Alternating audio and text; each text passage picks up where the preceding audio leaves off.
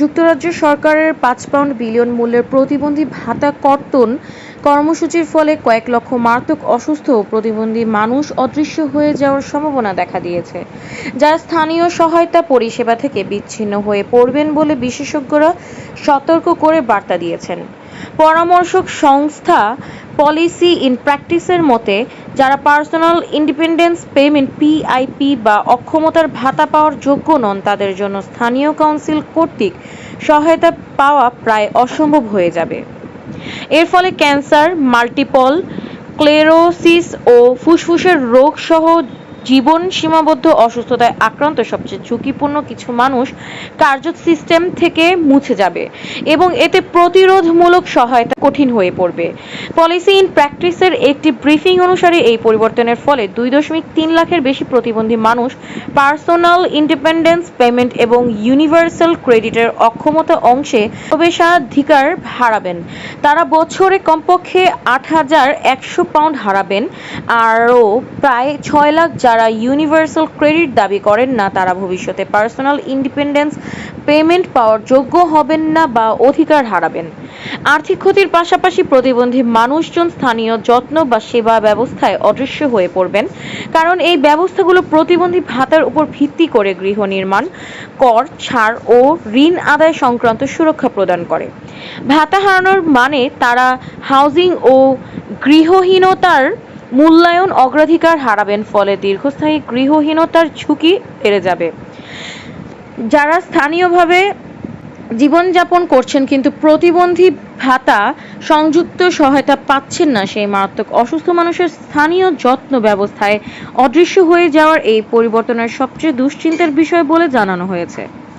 এখন পর্যন্ত ভাতা ব্যবস্থা সবসময় কাজ করতে অক্ষমদের স্বীকৃতি দিয়েছে এবং সহায়তা করেছে, কিন্তু এই সংস্কারে অসুস্থতাকে অস্বীকার করা হবে, যা একেবারে নতুন এবং ঝুঁকিপূর্ণ পরিবর্তন। তবে পরামর্শ সংস্থা জানিয়েছে, অসুস্থতাকে উপেক্ষা করলেই তা চলে যায় না। সরকার যাদের জীবন এই সিদ্ধান্তে ওলটপালট হয়ে যাবে, তাদের কথা যথেষ্ট গুরুত্ব দিয়ে শুনছে না এবং এনএইচএস ও স্থানীয় সরকারের এর প্রভাব নিয়েও সঠিকভাবে পরামর্শ নিচ্ছে না বলেও উল্লেখ করেছে পরামর্শক সংস্থা।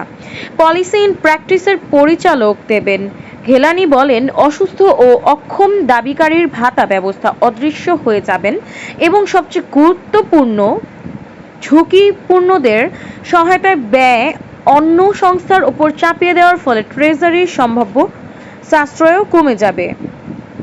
আগামী বছর থেকে শুরু হওয়া এই পরিবর্তনে 30 লক্ষেরও বেশি যুক্তরাজ্যের পরিবারকে ক্ষতিগ্রস্ত করবে।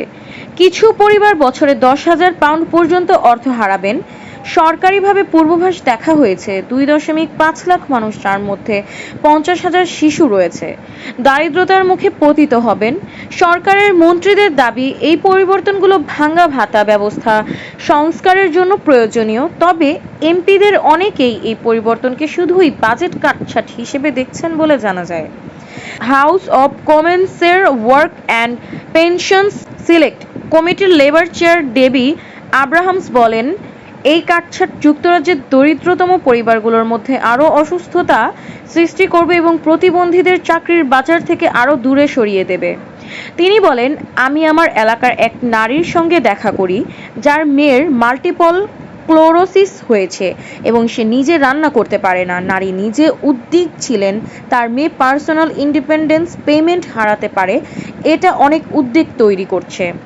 আব্রাহামস সরকারকে পরিবর্তন স্থগিত করে পার্সোনাল ইন্ডিপেন্ডেন্স পেমেন্ট এর যোগ্যতা সম্পর্কিত পরিবর্তনের বিষয়ে বিস্তারিতভাবে পর্যালোচনার আহ্বান জানান, যদিও মন্ত্রীরা বলছেন এটি পরামর্শ বা আলোচনার বিষয় না।